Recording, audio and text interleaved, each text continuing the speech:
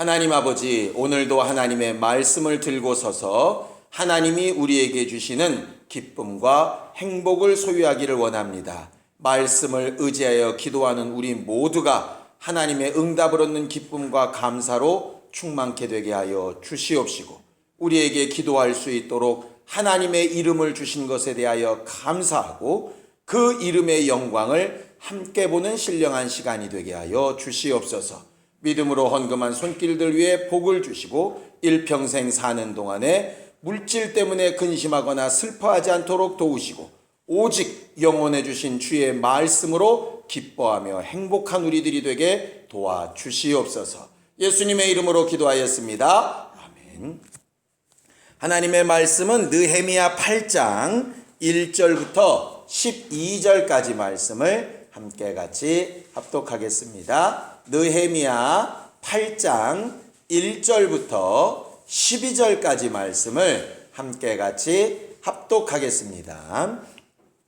함께 읽습니다. 시작. 이스라엘 자손이 그 본성에 거하였더니 7월에 이르러는 모든 백성이 일제히 수문 앞 광장에 모여 학사 에스라에게 여호와께서 이스라엘에게 명하신 모세의 율법책을 가지고 오기를 청하매 7월 1일에 제사장 에스라가 율법책을 가지고 남자 여자 무릇 알아들을 만한 회중 앞에 이르러 수문 앞 광장에서 새벽부터 오전까지 남자 여자 무릇 알아들을 만한 자의 앞에서 읽음에 뭇 백성이 그 율법책에 귀를 기울였는데, 그때에 학사 에스라가 특별히 지은 나무 강단의 섬에 그 우편에 선 자는 마띠랴와 스마와 아나야와 우리야와 힐기야와 마아세야요, 그 좌편에 선 자는 부다야와 미사엘과 말기야와 하숨과 하스바다나와 스가랴와 무슬람이라. 학사 에스라가 모든 백성 위에 서서 저희 목전에 책을 펴니 책을 펼 때에 모든 백성이 일어서니라. 에스라가 광대하신 하나님 여호와를 송축하며 모든 백성이 손을 들고 아멘 아멘 응답하고 몸을 굽혀 얼굴을 땅에 대고 여호와께 경배하였느니라. 예수아와 바니와 세레바와 야민과 악급과 사브데와 호디야와 마아세야와 그리다와 아사랴와 요사밧과 하난과 블리아와 레위 사람들이 다 그 처소에 섰는 백성에게 율법을 깨닫게 하는데, 하나님의 율법책을 낭독하고 그 뜻을 해석하여 백성으로 그 낭독하는 것을 다 깨닫게 하며 백성이 율법의 말씀을 듣고 다 우는지라. 총독 느헤미야와 제사장 겸 학사 에스라와 백성을 가르치는 레위 사람들이 모든 백성에게 이르기를, 오늘은 너희 하나님 여호와의 성일이니 슬퍼하지 말며 울지 말라 하고, 느헤미야가 또 이르기를, 너희는 가서 살진 것을 먹고 단 것을 마시되 예비치 못한 자에게는 너희가 나누어 주라. 이날은 우리 주의 성일이니 근심하지 말라. 여호와를 기뻐하는 것이 너희의 힘이니라 하고, 레위 사람들도 모든 백성을 정숙해 하여 이르기를, 오늘은 성일이니 마땅히 종용하고 근심하지 말라 하매 모든 백성이 곧 가서 먹고 마시며 나누어 주고 크게 즐거워하였으니 이는 그 읽어 들린 말을 밝히 아멘이라. 아멘. 우리 하나님은 우리에게 기쁨을 주기 원하시는 하나님이십니다. 성경은 하나님에 대하여 가르쳐 말할 때 너희를 향한 나의 생각은 내가 안다. 너희를 억압하거나 슬프게 하거나 괴롭게 하려는 것이 아니라 장래의 소망을 주어서 하나님 앞에 희락과 기쁨과 평안을 누리게 하려 함이라 하고 분명히 말씀해 놓으셨어요. 바리새인들과 서기관들이 오해했던 부분이 바로 그 부분 아니었습니까? 바리새인들과 서기관들을 만났던 사람들이 공통적으로 가졌던 마음의 생각은 두려움과 떨림이었어요. 바리새인을 통해서 말씀을 듣고 서기관동을 통해서 말씀을 배운 다음에 그들 안에 하나님의 평안이나 기쁨이 임한 것이 아니라 두려움, 떨림, 괴로움, 슬픔, 낙심 이런 것들이 임하게 되었더라 하는 것이죠. 결국 예수께서 그것은 옳지 않다 하셨던 것이 바로 그 이유 때문입니다. 하나님을 만난 사람들의 특징이 뭘까? 하나님을 만난 사람들의 특징은 하나님이 주시는 기쁨으로 일하기 시작하고 삶을 고치기 시작하고 환경을 바꾸기 시작했던 사람들이라 하는 것이죠. 억지로 죽을까봐 두려워서가 아니라 기쁨으로 했다는 것입니다. 이 저녁에 우리는 기도하러 나왔는데요. 기도한 결과가 뭘까? 예수는 기도의 결과를 명확하게 제자들에게 말씀해 놓으셨어요. 눈치가 빠른 분은 대충 짐작이 가시죠? 기도의 결과가 뭐겠습니까? 기쁨입니다. 자, 성경을 보죠. 요한복음 16장 24절입니다. 요한복음 16장 24절입니다. 함께 읽습니다. 요한복음 16장 24절입니다. 함께 읽겠습니다. 시작. 지금까지는 너희가 내 이름으로 아무것도 구하지 아니하였으나 구하라 그리하면 받으리니 너희 기쁨이 충만하리라 그러셨어요. 예수께서 말씀하신 기도의 응답의 완결편은 뭐냐 하면요. 기쁨이 충만한 것입니다. 회개하여 기도한 것의 결과는 죄의 용서함을 받은 기쁨이 충만한 것입니다. 신유의 은사를 구하는 기도의 응답은 병이 낫고 건강케 하시는 것으로 인한 기쁨이 충만한 것입니다. 내 삶이나 환경에 억압된 문제들이 해결받기 위하여 기도한 사람의 결과는 그것으로부터 자유케 되어지고 하나님이 내 편에 서서 일하신 결과에 따른 기쁨이 충만한 것입니다. 신앙생활과 기쁨은 그래서 뗄래야 뗄 수 없는 것입니다. 심지어 과거 믿음의 사람들은 사자굴 속에 들어가서도 기뻐하고 십자가에 매달려 불에 타면서도 기뻐했다라고 성경은 기록하고 있습니다. 오죽하면 그리스도 예수 안에서 너희를 향하신 하나님의 뜻 가운데 첫 번째가 뭐겠습니까? 항상 기뻐하라는 거겠죠. 그러니까 믿는 자와 믿지 않는 자의 차이는 기뻐하느냐 기뻐하지 않느냐의 차이입니다.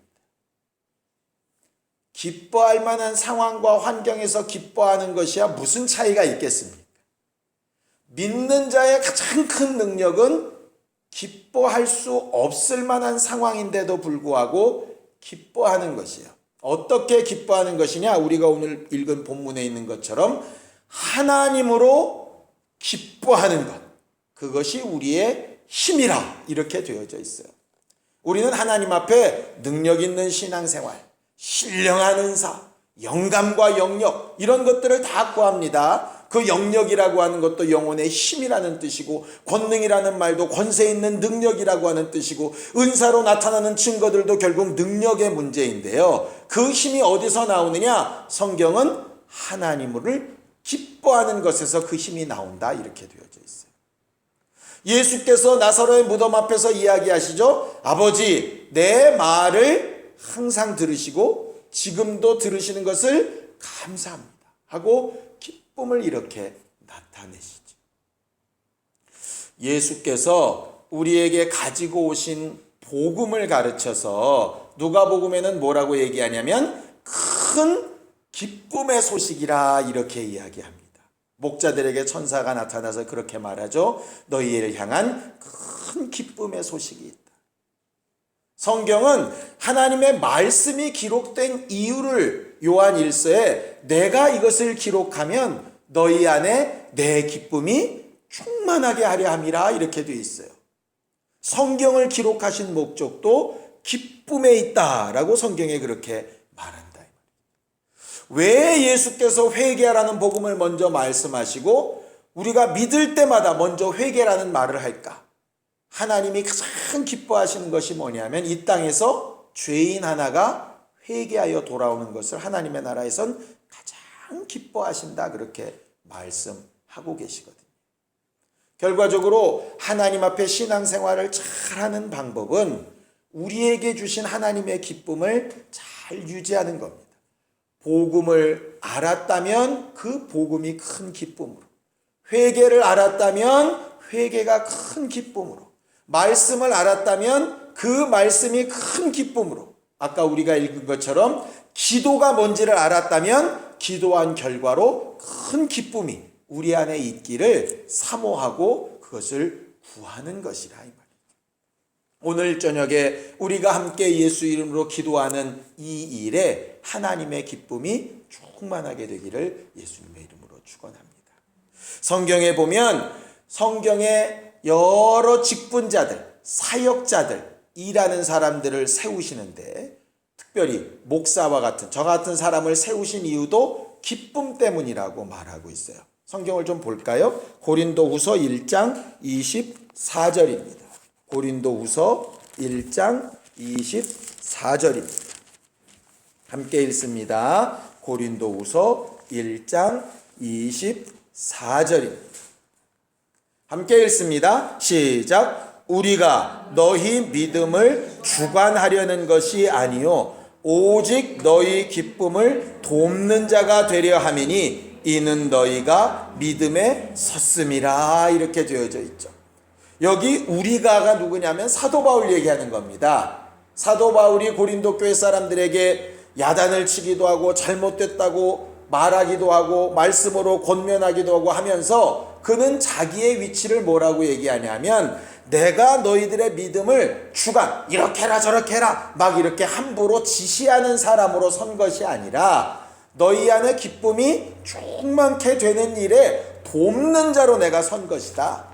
내가 내 사역을 가장 잘 감당하는 결과가 뭐냐면 너희 안에 기쁨이 충만케 되는 거다. 결국 이 말이에요. 그러니까 제가 목회를 잘했다는 결론은 뭐냐면 여러분들 안에 기쁨이 충만케 되는 거죠.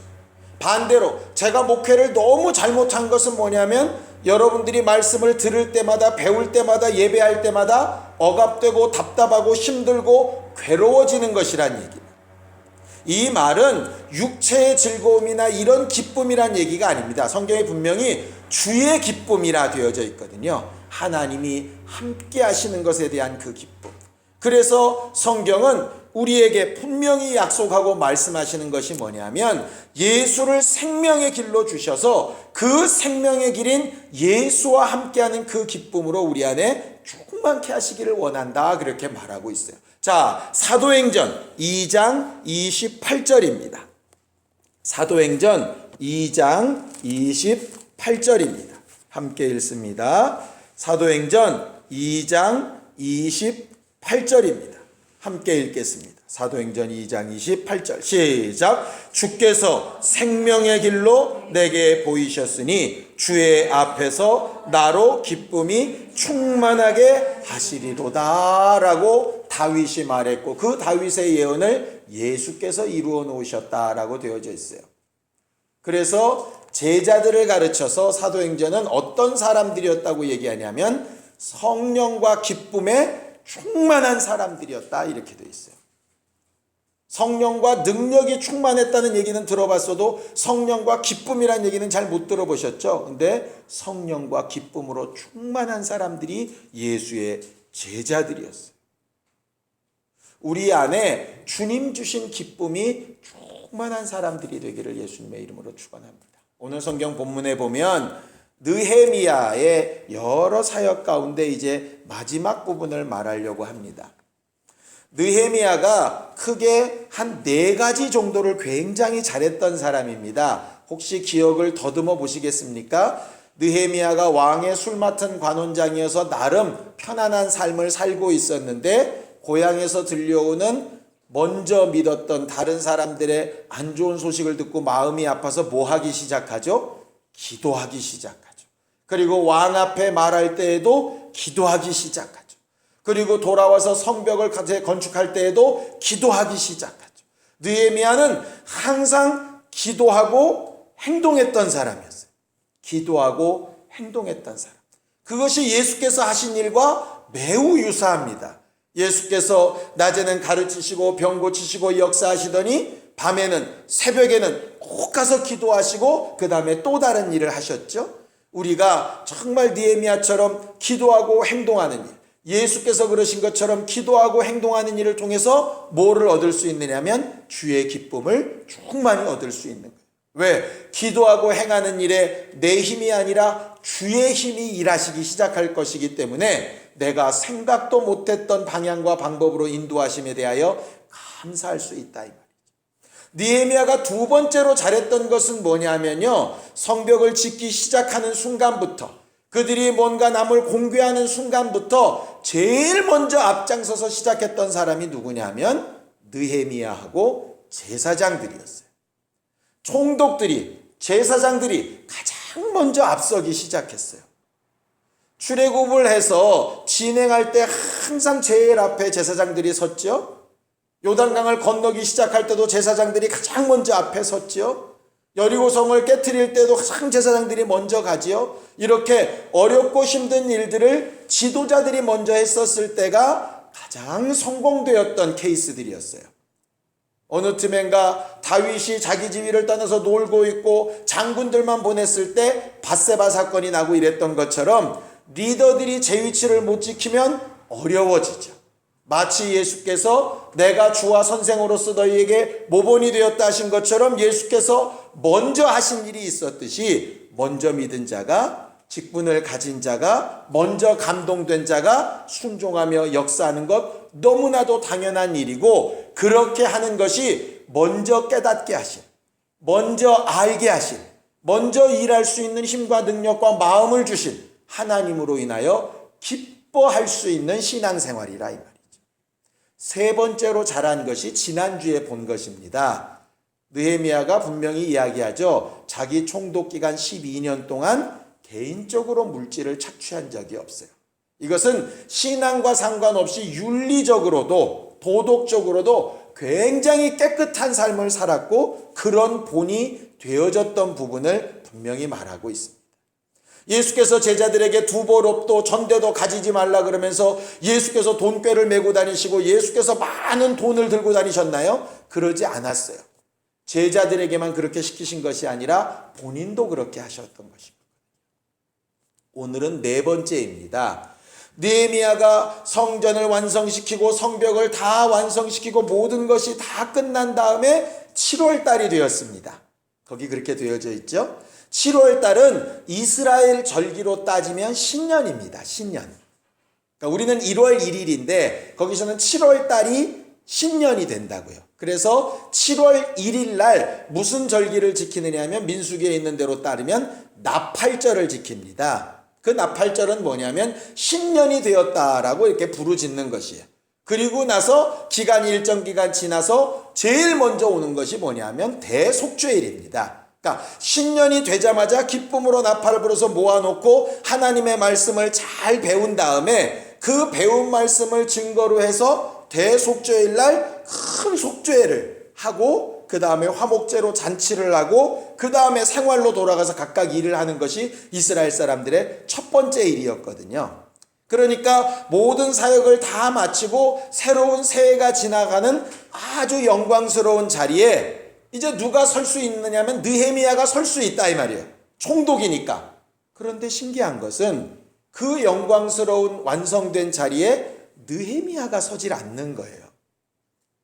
에스라가 중간에 사라졌다가 다시 도착을 합니다. 역사상으로 보면 다시 바벨론으로 데갔다가 다시 또 파견을 받았다는 얘기도 있고 해요. 어쨌든 간에 느헤미야가 막 역사할 때는 에스라가 눈에 띄지 않다가 이렇게 뭔가 새로 시작하는 율법을 가르치는 때에 총독으로서 하나님의 사람으로서 느헤미야가 자기도 할 수 있을 것 같지만 자기가 하지 아니하고 학사 겸 제사장인 에스라를 딱 제일 높은 자리에 세우는 것이에요. 여러분들 사울왕 사건을 기억하시나요? 사무엘이 와서 제사 드려주기를 기다려야 되는데 나도 왕이라, 나도 기름 부음 받았는데 나라고 못할 게 뭐냐? 사무엘이 오기 전에 급한 마음에 먼저 제사했다가 하나님의 마음에서 떠났던 기억 있지 않습니까? 느헤미야의 입장에서는 참 대단한 역사를 이루고 사람들의 신망을 얻을 만하고 참 자기를 높일 수 있는 상황이었어요. 그럼에도 불구하고 말씀을 맡은 자에게 그 자리를 딱 넘겨준다 이 말이죠. 왜냐하면 자기가 잘한 것이 자기 능력이 아니라 기도하고 하나님으로 것으로 했다는 것.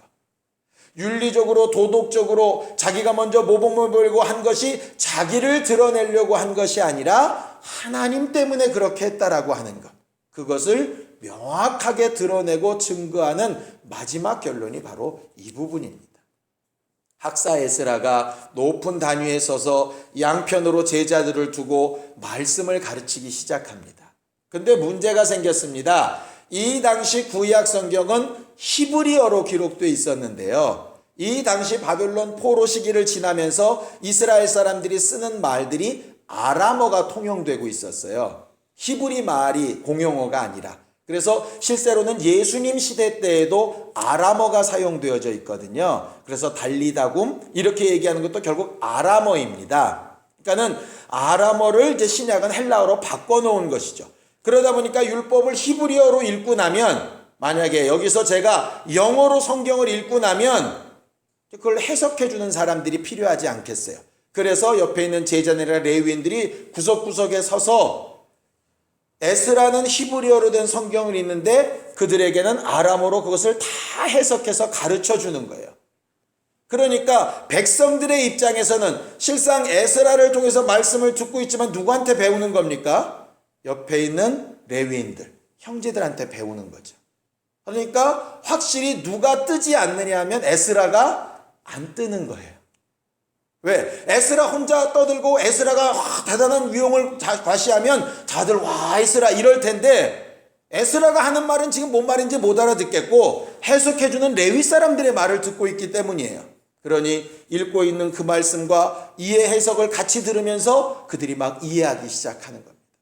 이 백성들이 얼마나 교육이 잘 됐든지 말씀이 시작되자마자 일어서기 시작해서 6시간 동안을 일어선 상태로 엎드리며 일어나며 그렇게 하나님 앞에 예배하기를 시작합니다. 말씀을 듣고 한참 깨닫다 보니까 해석해주는 말들을 듣다 보니까 자기들이 과거에 바벨론으로 포로로 잡혀가며 망했던 이유가 너무나도 분명하고 이렇게 돌아오게 하신 하나님의 은혜가 얼마나 큰지도 깨닫게 되고 그럼에도 불구하고 여전히 자기들 속에는 죄와 잘못된 것과 욕심들이 가득한 것이 너무나도 밝히 보여서 말씀을 듣고 깨닫는 순간에 다 울기 시작합니다. 설교자가 설교하는데 성도들이 막 웁니다. 그러면 설교자가 어떤 생각이 들까요? 역시 오늘 설교 히트 쳤다. 마음에 감동이 되니까 아주 펑펑 우는구나. 더 울어라. 이럴 것 같은데 성경에는 느헤미야나 에스라가 동시에 얘기합니다. 하나님의 성일은 슬퍼하며 우는 날이 아니다. 너희를 그렇게 죄 있음을 깨닫게 하고 너희가 잘못됨을 깨닫게 하신 이유가 뭔 줄 아느냐? 기쁨을 회복하기 위함이지 야 우리가 이렇게 나쁜 놈이었구나 그렇게 한탄하고 있으란 얘기가 아니다. 그러니 주의 성일에 슬퍼하며 울고 있지 말고 기쁨으로 바꿔라. 이렇게 하면서 그 기쁨을 나타내고 증거하는 일로 있는 것을 다 잡아서 살찐 것으로 먹고 단 것을 먹고 없는 사람은 있는 자들이 다 나눠주고 그래서 함께 기뻐하는 잔치를 막 벌리게 합니다. 그러면서 이렇게 하나님 앞에 나올 때는 기뻐하고 주로 인하여 기뻐하는 것이 너희의 힘이 되는 것이다. 일평생 이 예배를 잊어먹지 말라고 이야기하는 것입니다. 이스라엘 사람들이 맨 마지막 12절에 보면 이렇게 얘기하죠. 모든 백성이 가서 먹고 마시며 나누어 주고 크게 즐거워하였으니 왜 그렇게 할 수 있었느냐? 그 읽어들린 말을 밝히 알미었다. 하나님이 하셨던 그 말씀의 본뜻이 뭔지를 너무나도 밝히 알미었다. 하나님의 말씀과 하나님의 뜻과 하나님의 의도를 밝히 알면 밝히 알수록 내 안에 기쁨이 충만해져야 정상인 거예요. 만약에 하나님의 말씀을 알고 배우고 익혔다고 하는데 괴롭고 힘들고 답답하고 뭔가 체한 것처럼 묵직하고 짐진 것 같다면 오늘 성경 12절에 말한 것처럼 밝히 아직 깨닫지 못한 거죠. 섣불리 한 거예요. 하나님의 말씀을 제대로 알았다면, 하나님의 은혜를 제대로 받았다면, 하나님이 주신 감동을 제대로 얻었다면 우리는 심령의 기쁨이 충만해져야 정상입니다. 상황이 바뀌는 기쁨 말고요. 시편에 얘기하는 것처럼 주께서 내게 주신 기쁨은 새 포도주 틀에 그 포도주가 넘치는 것보다 더 기쁘다 한 것처럼 어떤 환경이나 형편 때문이 아니라 제대로 주의 말씀을 깨닫고 의지하는 기쁨이 충만할 수 있어야 된다. 그러니 세상은 감당할 수 없는 믿음이라 한 것처럼 세상 사람들은 이해할 수 없는 기쁨이 있어야 정상이죠. 그런데 예배해도 답답하고 말씀을 배워도 답답하고 기도해도 답답하다면 뭔가 아직 해결이 안 난 것이에요. 그러니 우리는 뭘 기도해야 되겠습니까? 내가 너희에게 이것을 이루면 너희 안에 내 기쁨이 충만하게 하려 함이라 하셨으니 내 기도의 목적이 이루어질 수 있도록 기도해야 되겠죠. 물론 돈 주시면 기쁠 것 같습니다. 병 나으면 기쁠 것 같습니다. 환경 열리면 기쁠 것 같습니다. 그것도 물론 기도일 수 있겠죠. 그러나 진짜 기도라면 돈, 병, 환경 아직 해결 안 돼도 주님 주신 기쁨과 평안이 먼저 있기를 원합니다. 그렇게 기도하는 것이 더 주의 마음에 합당한 기도가 아닐까 싶어요. 이스라엘 백성들이 말씀을 깨닫고 슬피 울 때 느헤미야가 또 에스라가 즉시로 그들의 마음을 바꿔줬던 것처럼 여러분들에게 말씀드리고 권면합니다. 기도할 때, 예배할 때, 성경을 배울 때 여러분 안에 기쁨이 있을 수 있도록 그 주께서 주시는 기쁨이 충만케 되는 것이 여러분들 신앙생활의 목표가 될 수 있도록 그렇게 신앙생활 하실 수 있었으면 좋겠습니다. 뭔가 깨달았다고 인상 쓰고 뭔가 깨달았다고 어깨에 힘주고 이런 것 말고 주님 주신 기쁨으로 먹고 마시고 나누어 주고 함께하고 기뻐하고 행복해하는 것이 신앙생활의 가장 기본입니다. 육체의 것을 위해서가 아니라 주의 것으로. 성경에 오늘 말한 여호와를 기뻐하는 것이 너희의 힘이라 할 때 그 힘이 능력이라는 단어도 되지만 방파제라고 하는 뜻도 있습니다. 우리가 일하는 능력도 되지만 정말 태풍이 불어올 때 항구 안에 있는 배를 이렇게 보호해주는 방파제와 같이 우리의 마음과 생각을 지켜주는 그 힘이 어디서부터 오느냐 하면 하나님을 기뻐하는 것에서 오는 거예요. 주의 말씀 읽고 듣고 배우기를 기뻐하고 예배하고 찬양하고 기도하기를 기뻐하고 그 결과로 주님의 기쁨이 충만케 되는 우리 모두가 다 되기를 예수님의 이름으로 축원합니다. 시간 예수에 한번 부르고 간절히 같이 기도할 때 기쁨을 상실하고 살았던 것을 용서하시고 주의 은혜로 내가 산 것을 기뻐하지 못했던 것을 용서하시고 영원한 하나님의 이름을 내게 주셔서 사용하게 하신 그 권리와 능력으로 기뻐하지 못했던 것을 용서하시고 이 시간 주님 내게 주시는 기쁨으로 충만하며 감격하며 회복되는 믿음의 사람이 되게 하여 주시옵소서. 예수에 한번 부르고 간절히 같이 기도하겠습니다. 하나님 아버지, 우리는 하나님으로 인하여 기뻐하는 신령한 믿음의 사람들이 되기를 원하오니 기도하는 이유도 말씀을 배우는 이유도 직분을 감당하는 이유도 어디에 있는가를 잘 알고 밝히 알므로 하나님이 공급하시는 힘과 기쁨으로 자유하며 행복한 신앙생활에 성공하는 모두가 되게 하여 주시옵소서. 우리를 통하여 주님 주신 기쁨이 전달되게 하여 주시고 다른 이들에게도 복음 전도의 일이 되게 도와주시옵소서. 오늘도 하나님 앞에 기도한 결과로 주의 기쁨이 충만케 되어지기를 원하오니 응답하여 주시옵소서. 이제는 우리 주 예수 그리스도의 은혜와 하나님 아버지의 극진하신 사랑과 성령님의 감동하시고 역사하시는 분명한 증거가 주로 인하여 기뻐하기를 원하는 우리 모두 위에 이제로부터 영원까지 함께 있을지어다. 아멘.